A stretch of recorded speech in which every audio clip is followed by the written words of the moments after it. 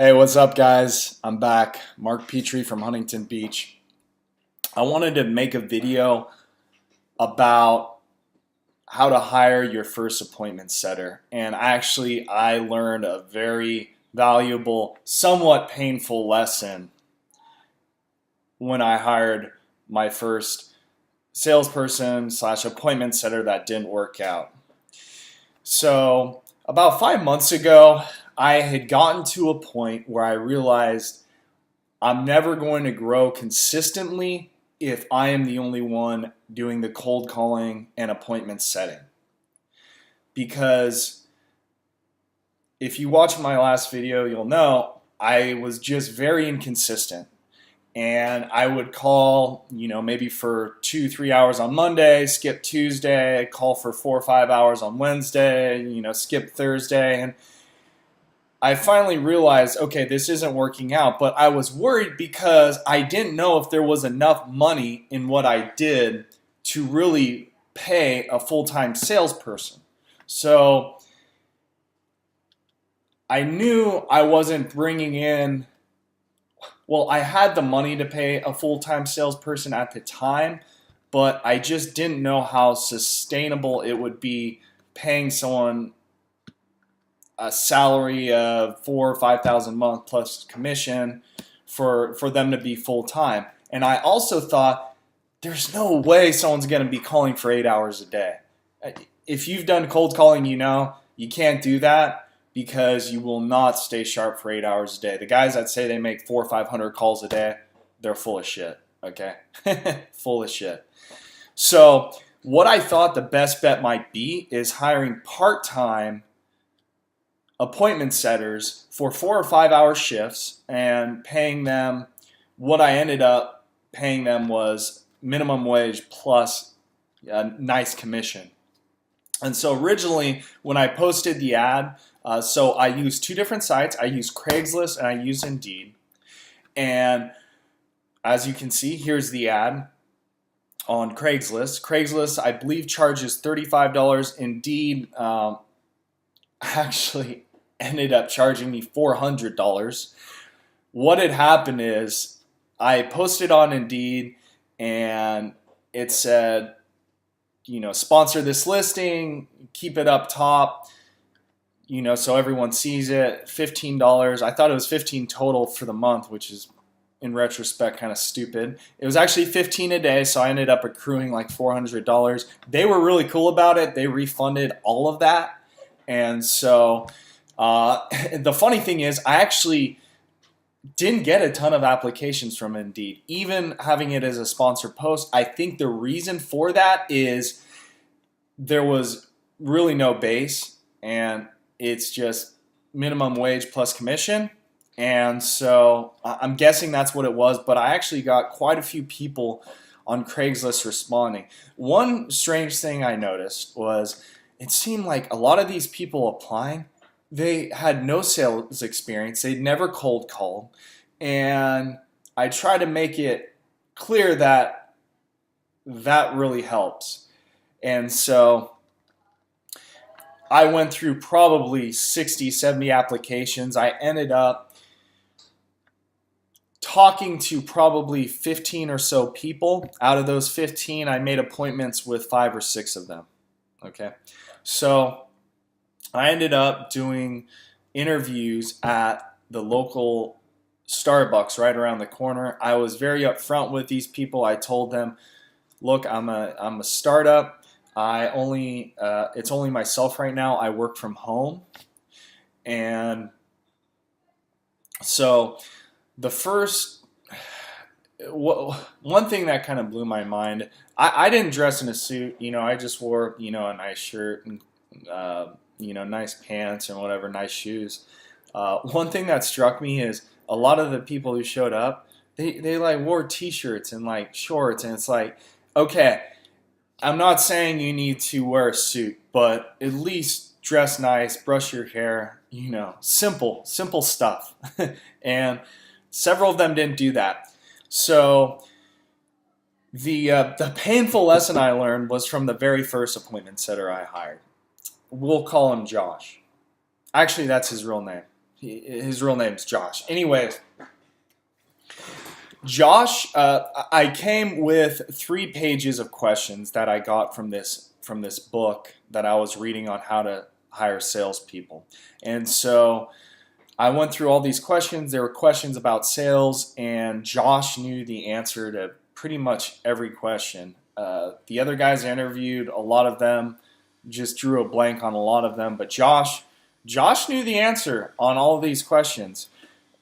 So after interviewing about 5 or 6 different people, Josh was clearly the winner. He had all the right answers, and I checked out his resume. The one thing that was a little concerning to me is he hadn't cold called for probably 3 or 4 years, but I could tell he really understood sales by the questions I had asked him, and so I decided to give him a shot.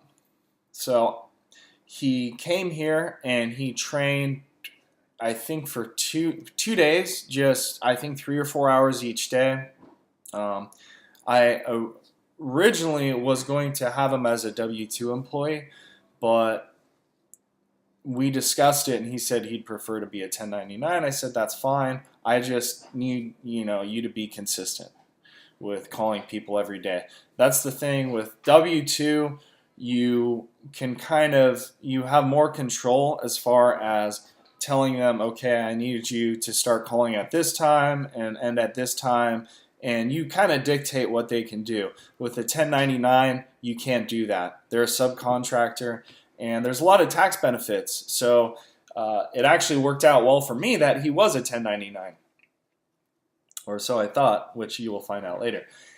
So anyways, after the first 4 weeks or so, Josh was not setting many appointments, 1 or 2 a week, and on several days during most weeks he wouldn't work. Like, he would work probably an average of 4 days a week, which, look, I don't care if you work 1 day a week as long as you're setting me lots of appointments. And so with only 1 or 2 appointments a week, I think I closed 1, possibly 2 clients in the first month, which really had Josh making not very much money at all.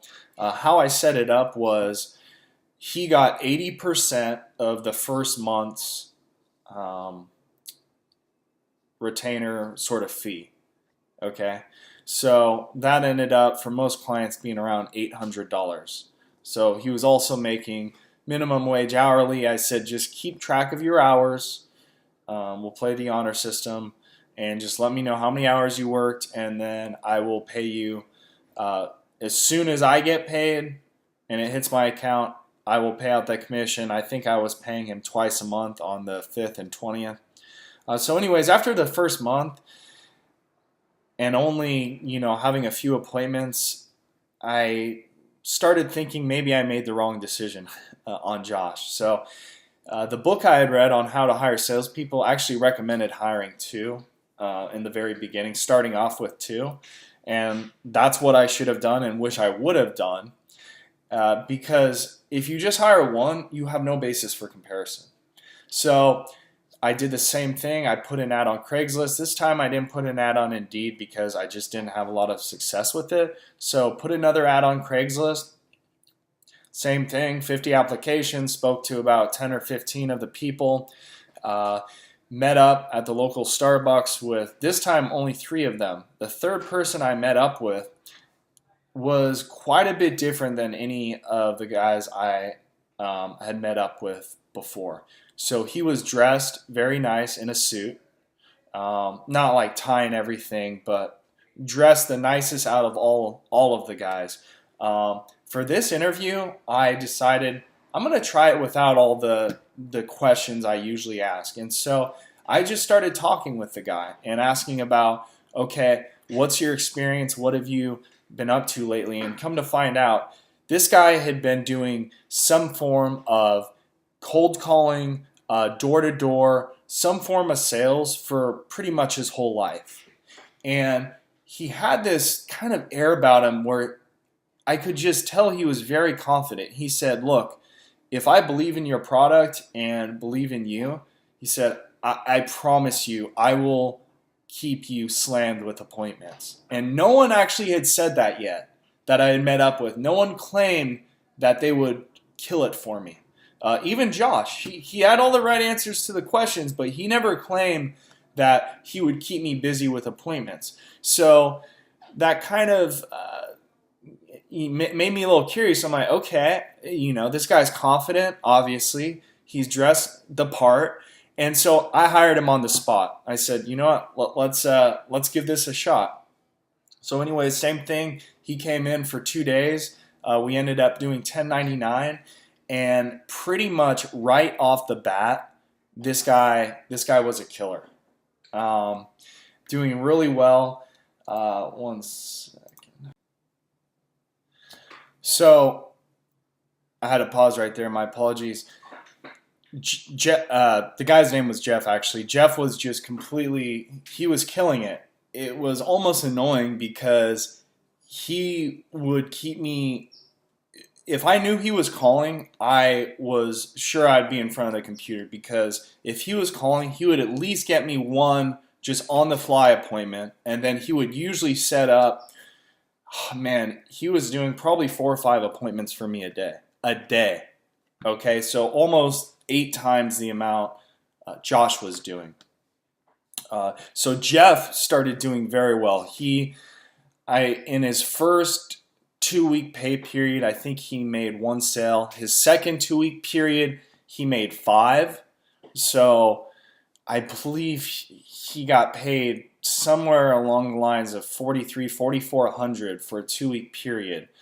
That's pretty good money, because he wasn't even calling 8 hours a day. I think he was making maybe 70 to 80 calls a day, which is quite a few. I think he was doing 5, maybe 6 hours a day, but that's pretty good if you guys know anything about sales, to right off the bat be doing that many sales. So anyways, after seeing this, it made Josh look even worse. And so I told him, look, man, which the funny thing is, I don't think I had time to have 2 Jeffs, because he was getting me so many appointments. But I told Josh, look, Josh, now if Josh were just commission only, I wouldn't care, but I was paying him an hourly, and it seemed like for every 20 hours he worked, he would get me like one appointment, maybe 1 or 2 appointments. And so I told Josh, I'm like, look, Josh, you really need to step it up, man. I'm getting kind of, I know things come up, but it seems like there's a story every week of why you can't call more. And so I asked him, look, this might be partly my fault as well. Maybe I didn't train you well enough. What can I do to help? And so here's one mistake I made. I had a feeling in my gut after about a month that Josh wasn't going to be that great, especially once Jeff started calling. I really, started realizing that Josh just wasn't going to work out. And so at that point, I should have let him go. Okay? Hire slowly, fire quickly, I think they say. But I had never really let someone go. Granted, he wasn't technically an employee. He was 1099, but I still had never let someone go, and I know he was making a decent number of calls. He did not have what Jeff had. And I think I will probably post some sample calls, and you guys can listen to both of them. Let me know if you'd be interested in that. It's hard to put a finger on exactly what it is they were doing differently. One thing I did notice about Jeff, so I had a script, and I'll go over that in another video, but essentially I say something like, hi, this is so-and-so with Clicks Profit, and Jeff would say, and this wasn't in the script, he would say, hey, my president actually asked that I give you a call after he looked over your site.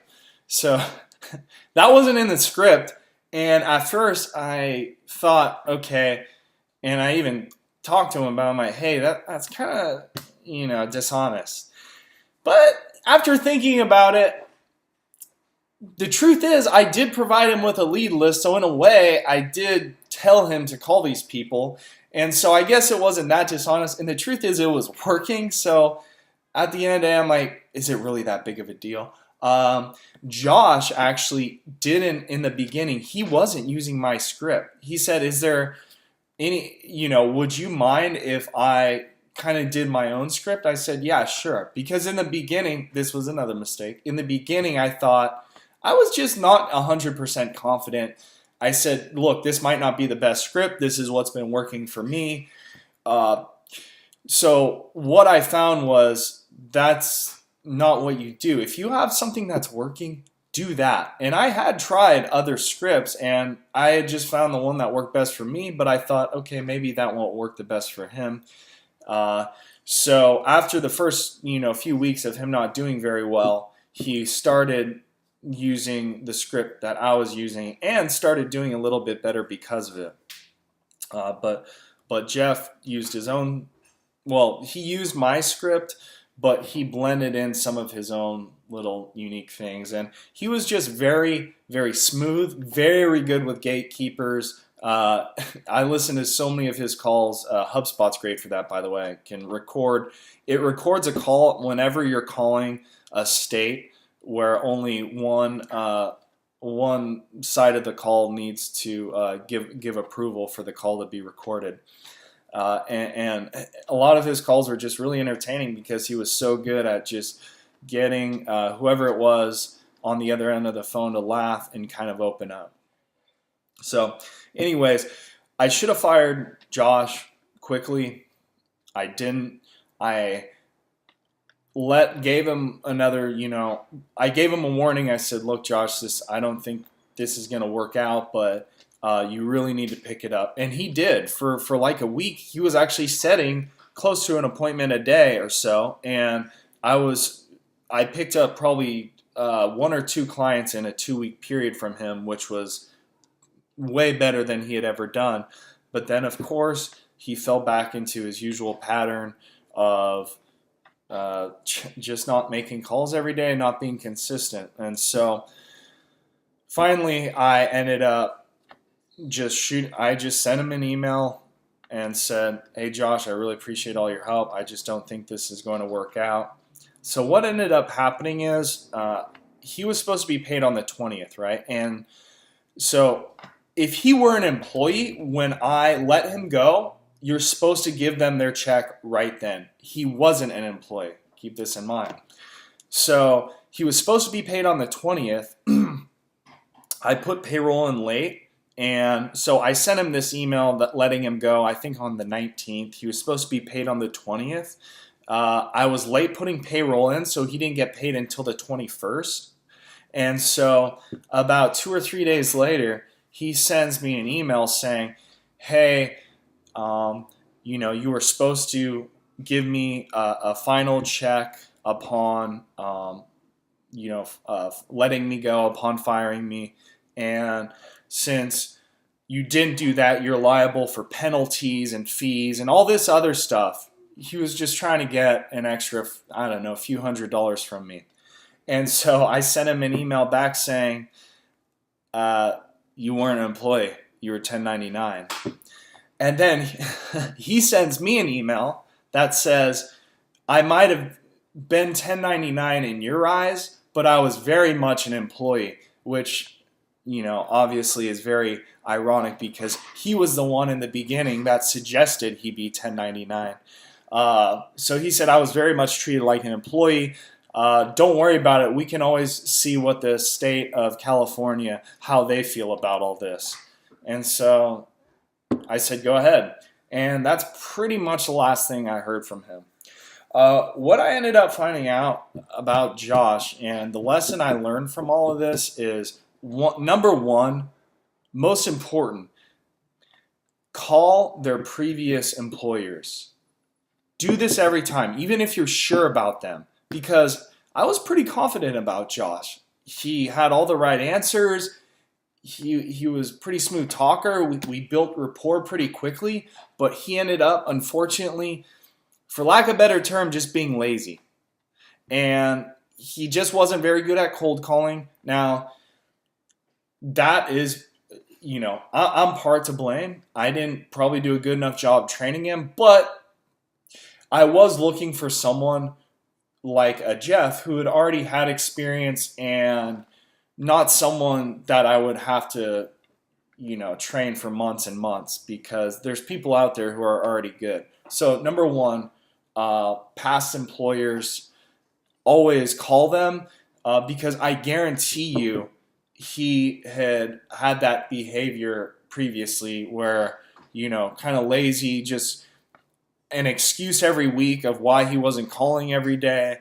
Something always came up. So I'm sure a past employer probably would have told me that. Number two, I should have, as soon as I had that feeling in my gut, he's not working out, should have let him go. So that's another thing. Let them go quickly. I really do believe the best way to find the right people is just do your best. You're not going to get it right every time. Just hire but fire quickly, and just hire again and keep hiring. Eventually, you're going to find a lot of Jeffs, and when you have a team of Jeffs, that's when your business really takes off.